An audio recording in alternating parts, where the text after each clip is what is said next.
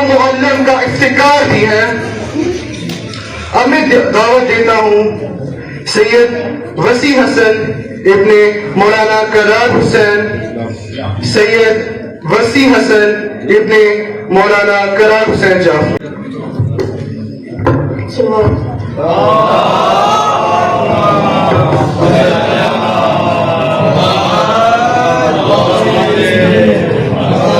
أعوذ بالله من الشيطان الرجيم بسم الله الرحمن الرحيم الحمد لله رب العالمين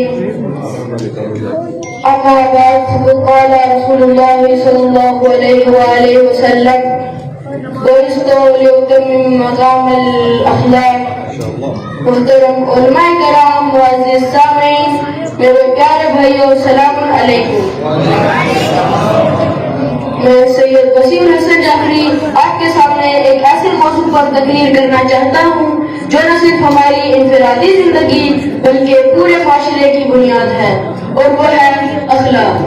اخلاق وہ روح ہے جو انسان کے کردار میں جان ڈالتی ہے، اور وہ چراغ ہے جو انسان کے دلوں کو منور کرتی ہے، اور وہ زیور ہے جو انسان کے کردار کو نکھارتا ہے اور اس کے اعمال کو خوبصورت بناتا ہے اور اسے معاشرے میں عزت و وقار عطا کرتا ہے۔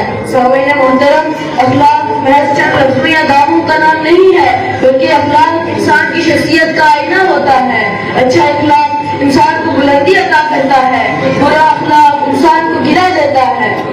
اخلاق سے مراد انسان کی وہ عادتیں اور رویے ہیں جو انسان دوسروں کے ساتھ اختیار کرتا ہے، جیسے سچائی، امانت، صبر، شکر، عدل، احسان، حلم، عفو، درگزر، یہ سب اخلاق کے ثبوت ہیں۔ جب یہ صفات انسان کی زندگی کا حصہ بن جائے تو انسان واقعی انسان بن جاتا ہے۔ اسلام نے ہمیں اچھے اخلاق کی تعلیم دی ہے۔ اگر ہم سچائی، صبر، برداشت اور نرمی کو اپنی زندگی کا حصہ بنا لیں تو ہمارا معاشرہ امن و محبت کا گہوارہ بن سکتا ہے۔ سامعین وقار، ہمارے نبی حضرت محمد مصطفیٰ صلی اللہ علیہ وآلہ وسلم کا اخلاق حسنہ کامل ترین مثال ہے۔ آپ نے فرمایا اچھے اخلاق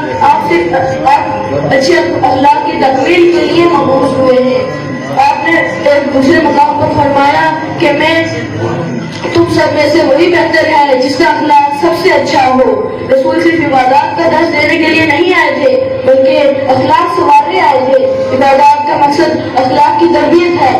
نماز ہمیں بے حیائی اور برے کام سے روکتی ہے، روزہ صبر سکھاتا ہے، زکوٰۃ سخاوت اور ہمدردی پیدا کرتی ہے، حج مساوات کا عملی مظاہرہ ہے۔ سامعین گرامی، اگر عبادات کے باوجود اخلاق نہ سنوریں تو ہمیں اپنے اعمال کا محاسبہ کرنا چاہیے۔ سامعین محترم، اہل بیت اطہار کی زندگیاں بھی اخلاق کے عملی نمونہ ہیں۔ حضرت علی علیہ السلام کا اخلاق قرآن کریم کی علمی تفصیل اور رسول خدا کی سیرت کا کامل نمونہ تھا۔ آپ نے فرمایا تھا کہ انسان کی قیمت اس کے اعمال سے، اس کے اخلاق سے پہچانی جاتی ہے۔ سامعین محترم، اگر معاشرے میں اخلاق زیادہ ہو تو جھوٹ کم ہو جاتا ہے، ناانصافی کم ہو جاتی ہے، نفرت کم ہو جاتی ہے، محبت زیادہ ہو جاتی ہے۔ تو آخر میں یہی کہنا چاہوں گا کہ آئے ہم سب مل کے یہ عہد کریں کہ ہم اخلاق سنواریں گے، سچائی، صبر اور محبت سے انصاف اپنائیں گے اور اپنے اعمال سے ایک بہترین معاشرہ تقسیم کریں گے تاکہ اللہ تعالیٰ ہمیں اچھے اخلاق اپنانے کی اور اچھا اخلاق اپنانے اور